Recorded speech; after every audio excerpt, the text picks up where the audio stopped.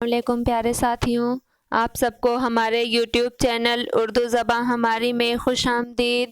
آج میں آپ لوگوں کے لیے مثنوی گلزار نسیم کے حوالے سے کچھ اہم سوالات لے کر حاضر ہوئی ہوں، تو چلیے ویڈیو شروع کرتے ہیں۔ آج کا ہمارا پہلا سوال ہے، مثنوی گلزار نسیم کس کی تصنیف ہے؟ تو اس کا جواب ہے پنڈت دیا شنکر نسیم کی۔ مثنوی گلزار نسیم پنڈت دیا شنکر نسیم کی ہے۔ اس کا اگلا سوال ہے، نسیم کا پورا نام کیا ہے؟ تو اس کا جواب ہے نسیم کا پورا نام پنڈت دیا شنکر کول اور تخلص نسیم ہے۔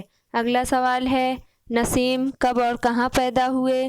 تو اس کا جواب ہے 1811 عیسوی لکھنؤ میں پیدا ہوئے۔ اگلا سوال ہے، نسیم کا انتقال کب ہوا؟ تو اس کا جواب ہے 1845 عیسوی میں۔ اگلا سوال ہے، نسیم کے استاد کون تھے؟ تو اس کا جواب ہے خواجہ حیدر علی آتش۔ اگلا سوال ہے، نسیم کا تعلق کس دبستان سے ہے؟ تو اس کا جواب ہے دبستان لکھنؤ۔ نسیم دبستان لکھنؤ کے شاعر ہیں۔ اگلا سوال ہے، مثنوی گلزار نسیم کب تصنیف ہوئی؟ تو اس کا جواب ہے 1254 ہجری مطابق 1839 عیسوی میں۔ جب یہ مثنوی انہوں نے تصنیف کی تھی اس وقت ان کی عمر 28 برس تھی۔ ہمارا اگلا سوال ہے، مثنوی گلزار نسیم کا موضوع کیا ہے؟ تو اس کا جواب ہے کہ مثنوی گلزار نسیم ایک عشقیہ مثنوی ہے۔ اگلا سوال ہے، مثنوی گلزار نسیم کی کہانی کس نام سے مشہور ہے؟ تو اس کا جواب ہے قصہ گل بقولی۔ مثنوی گلزار نسیم قصہ گل بقولی کے نام سے مشہور ہے۔ اگلا سوال ہے، مثنوی گلزار نسیم پہلی بار کب شائع ہوئی؟ تو اس کا جواب ہے 1844 عیسوی۔ مثنوی گلزار نسیم پہلی مرتبہ 1844 عیسوی میں شائع ہوئی۔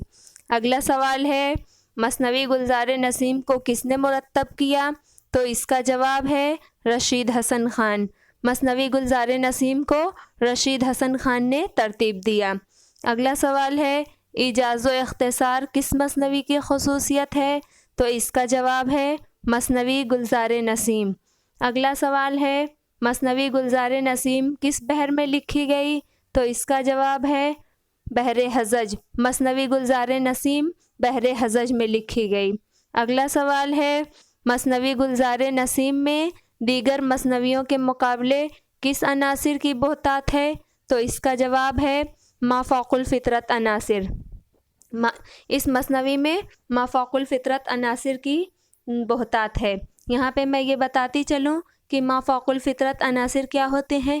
مافوق الفطرت عناصر وہ ہوتے ہیں جو ہمارے حقیقی دنیا سے جن کا ہمارے حقیقی دنیا سے کوئی تعلق نہیں ہوتا ہے، جو صرف ہمارے خیالی باتیں ہیں، جو خیالوں میں صرف ہوتا ہے۔ اگلا سوال ہے، مثنوی گلزار نسیم کا مقابلہ عام طور پر کس مثنوی سے کیا جاتا ہے؟ تو اس کا جواب ہے مثنوی سحر البیان۔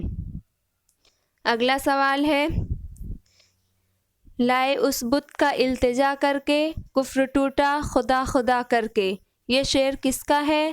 تو اس کا جواب ہے پنڈت دیا شنکر نسیم۔ یہ شعر پنڈت دیا شنکر نسیم کا ہے۔ اگلا سوال ہے، قصہ گل بقولی کو کس نے اپنی مثنوی میں نظم کیا؟ تو اس کا جواب ہے پنڈت دیا شنکر نسیم۔ پنڈت دیا شنکر نسیم نے قصہ گل بقولی کو مثنوی گلزار نسیم کے روپ میں نظم کیا۔ اگلا سوال ہے، زین الملوک کس مثنوی کا کردار ہے؟ تو اس کا جواب ہے مثنوی گلزار نسیم۔ دلبر بیسوا کا کردار کس مثنوی میں پایا جاتا ہے؟ تو اس کا جواب ہے گلزار نسیم۔ دلبر بیسوا جو ہے وہ مثنوی گلزار نسیم کا کردار ہے۔ دلبر بیسوا کو چوسر کے کھیل میں کس نے مات دی تھی؟ تو اس کا جواب ہے تاج الملوک۔ تاج الملوک جو شہزادہ ہے اس مثنوی کا۔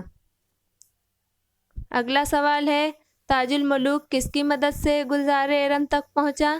تو اس کا جواب ہے دیو کی بہن ہمالہ دیونی کی مدد سے وہ گلزار ارم تک پہنچتا ہے۔ اگلا سوال ہے بقولی کس شکل میں اپنے پھول کی تلاش میں نکلتی ہے؟ تو اس کا جواب ہے کہ وہ ایک مرد کی شکل اختیار کر کے اپنے پھول کی تلاش میں نکلتی ہے۔ اگلا سوال ہے پھول چھن جانے کے بعد تاج الملوک نے کیا کیا؟ اس کا جواب ہے شہر کے قریب گلشن نگاری بنا کر رہنے لگتا ہے۔ گلشن نگاری جو جادو سے بنا ہوا ہوتا ہے۔ اگلا سوال ہے بقولی کی ماں کا کیا نام ہے؟ تو اس کا جواب ہے جمیلہ پری۔ جمیلہ پری نے تاج الملوک کو کہاں قید کیا تھا؟ تو اس کا جواب ہے طلسم کے جنگل میں۔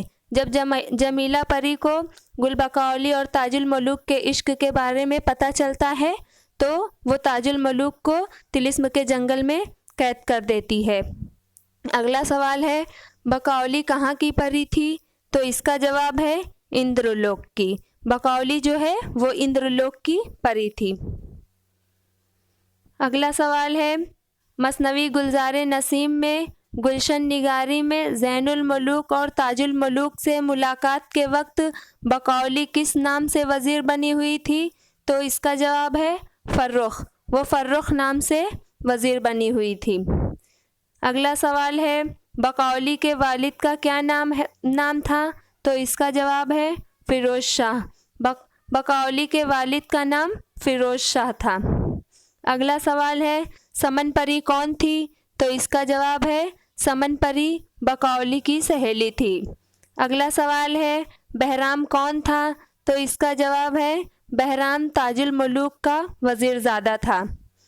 اگلا سوال ہے بہرام کس پر عاشق ہوتا ہے؟ تو اس کا جواب ہے روح افزا پری پر۔ بہرام جو ہے وہ روح افزا پری پر عاشق ہو جاتا ہے۔ اگلا سوال ہے روح افزا پری کی ماں کا کیا نام تھا؟ تو اس کا جواب ہے حسن آرا۔ روح افزا پری کی ماں کا نام حسن آرا تھا۔ اگلا سوال ہے محمودہ کون تھی؟ تو اس کا جواب ہے ہمالہ دیونی کی منہ بولی بیٹی۔ ہمالہ دیونی کی منہ بولی بیٹی محمودہ تھی۔ اگلا سوال ہے راجہ اندر کس مثنوی کا کردار ہے؟ تو اس کا جواب ہے مثنوی گلزار نسیم۔ مثنوی گلزار نسیم کا کردار ہے راجہ اندر۔ ہمارا اگلا سوال دیکھیے جس کف میں وہ گل ہو داغ ہو جائے، جس گھر میں ہو گل چراغ ہو جائے، اس شعر میں کس صنعت کا استعمال ہوا ہے؟ تو یہاں پہ اس کا جواب ہے اس شعر میں صنعت تجنیس تام استعمال ہوا ہے۔ تجنیس اس صنعت کو کہتے ہیں جس میں ایک لفظ بولنے میں اور دیکھنے میں مشابہ ہوتے ہیں لیکن ان کے معنی مختلف ہوتے ہیں۔ ہمارا اگلا سوال دیکھیے کس مثنوی میں رعایت لفظی کا استعمال زیادہ ملتا ہے؟ تو اس کا جواب ہے مثنوی گلزار نسیم۔ اگلا سوال ہے اردو کی کس مثنوی میں مذہب عشق کا نثری قصہ منظوم ہوا ہے؟ تو اس کا جواب ہے مثنوی گلزار نسیم۔ اگلا سوال ہے چترسین کس مثنوی کا کردار ہے؟ تو اس کا جواب ہے مثنوی گلزار نسیم۔ اگلا سوال ہے مارکہ چکبست و شرر کس کتاب کے تناظر میں پیش آیا؟ تو اس کا جواب ہے گلزار نسیم۔ مارکہ چکبست و شرر جو ہے وہ گلزار نسیم کے تناظر میں پیش آیا تھا۔ اگلا سوال ہے حکایت نصیحت گری مرغ اسیر و نافہمی صیاد کی، یہ سرخی کس مثنوی میں ہے؟ تو اس کا جواب ہے مثنوی گلزار نسیم۔ اگلا سوال ہے بقولی کی شادی کا پیغام لے کر کون جاتا ہے؟ تو اس کا جواب ہے حسن آرا۔ حسن آرا جو ہے وہ بقولی کے شادی کا پیغام لے کر جاتی ہے۔ اگلا سوال ہے اسے تو بس تم اور میں ہی پڑھیں گے، تم اس لیے کہ اس کے مصنف ہو اور میں اس لیے کہ تمہارا استاد ہوں۔ آتش نے یہ جملہ کس سے مخاطب ہو کر کہا تھا؟ تو اس کا جواب ہے پنڈت دیا شنکر نسیم۔ انہوں نے یہ جملہ پنڈت دیا شنکر نسیم سے مخاطب ہو کر کہا تھا۔ اگلا سوال ہے مثنوی گلزار نسیم شاعرانہ اور فنکارانہ تخلیق کا معجزہ ہے، یہ قول کس کا ہے؟ تو اس کا جواب ہے یہ قول پروفیسر احتشام حسین साहब का है। अगला सवाल है, दया शंकर नसीम शागिर्द तो आतिश के हैं, लेकिन उनका रंगे सुखन किस शायर से मिलता है? तो इसका जवाब है नासिख।